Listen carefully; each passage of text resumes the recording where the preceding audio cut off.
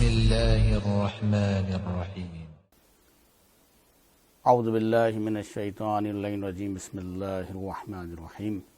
ناظرین کرام السلام علیکم ورحمۃ اللہ وبرکاتہ. عنوان گفتگو کربلا اور انتظار کے حوالے سے یہ ہے کہ یعنی امام کے ساتھ ہونے کی شرائط کیا کیا ہیں. قرآن مجید میں بہت ہی مشہور معروف آیت کریمہ ہے جس میں خداوند تعالی ارشاد فرما رہا ہے یا ایھا الذین آمنوا اتقوا اللہ وکونوا مع الصابرین.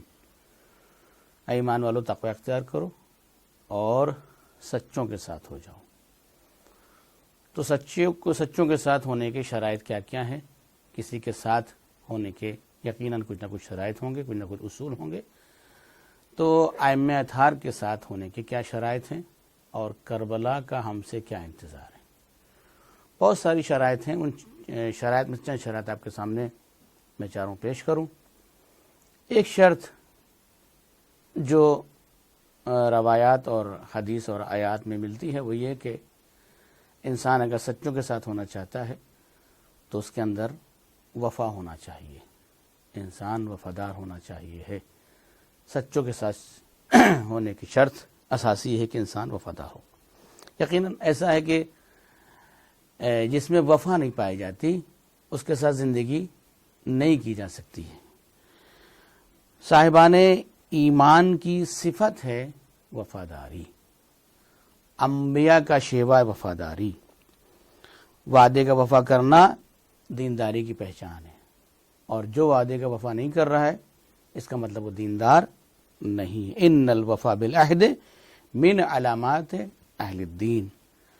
وفا بالعہد، عہد کا وفا کرنا یہ اہل دین کی نشانیوں میں سے ہے. لا دین لمن لا عہد له. اصلاً جو وعدوں کا وفا نہیں کرتا اس کے پاس دین نہیں ہے. اصل الدین، دین کی اصل کیا ہے، دین کی بنیاد کیا ہے، دین کی اساس کیا ہے؟ اداء الامانہ والوفاء بالعہد، یعنی امانت کا ادا کرنا اور عہد و پیمان کی وفا کرنا. یعنی وعدوں کا وفا کرنا یہ انبیاء کرام کی صفتوں میں سے ایک صفت ہے. پروردگار عالم نے اپنی کتاب قرآن مجید میں اس بات کی طرف اشارہ کیا ہے کہ وَاذْكُرْ فِي الْكِتَابِ اسماعیل، یعنی جناب اسماعیل کو یاد کرو. کیا؟ اِنَّهُ كَانَ صَادِقَ الْوَعْدِ، کہ وہ کون تھے؟ وہ صادق الوعد تھے، وعدے کو کے وفا کرنے والے تھے. وَكَانَ رَسُولًا نَبِيًّا، اور وہ رسول تھے، نبی تھے.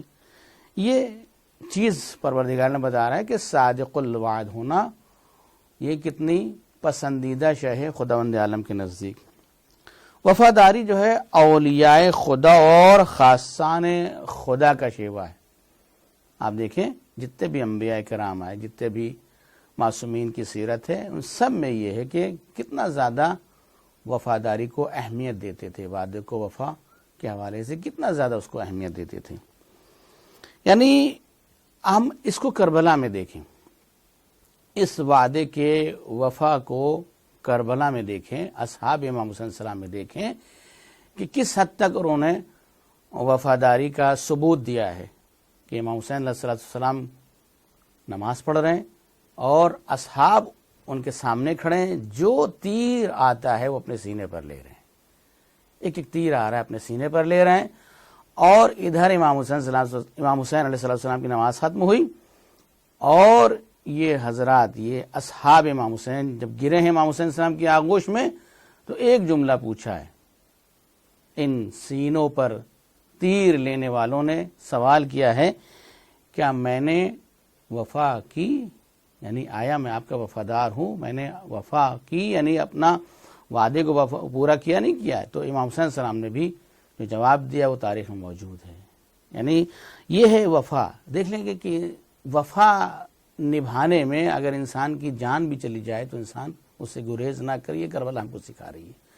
کربلا کو ہم سے اسی بات کا انتظار ہے کہ انسان دین سے وفادار ہو، انسان شریعت سے وفادار ہو، انسان اللہ سے وفادار ہو، انسان اپنے اہل البیت سے وفادار ہو، اپنے خانوادے سے، اپنے خاندان سے وفادار ہو، انسان اپنے دوست سے وفادار ہو، انسان اپنے مذہب سے وفادار ہو، انسان یعنی ہر وفا مطلق ہے، یہ نہیں کہ ایک چیز میں وفا کرے دوسری چیز میں وفا نہ کرے، وفا کا لفظ ہے مطلق آیا ہے، یعنی ہر جگہ شریعت سے وفا، دین سے وفا، مذہب سے وفا، قرآن سے وفا، یعنی یہ ہم کو کربلا سکھاتی ہے۔ کربلا کا ہم سے انتظار یہ ہے کہ ہم کو بھی وفادار ہونا چاہیے، گھر والوں کا وفادار، قرآن کا وفادار، اللہ کا وفادار، یعنی حقیقت یہی ہے کہ جو اللہ کا وفادار نہ ہوگا، دین کا وفادار نہ ہوگا، تو وہ کس کا وفادار ہو سکتا ہے؟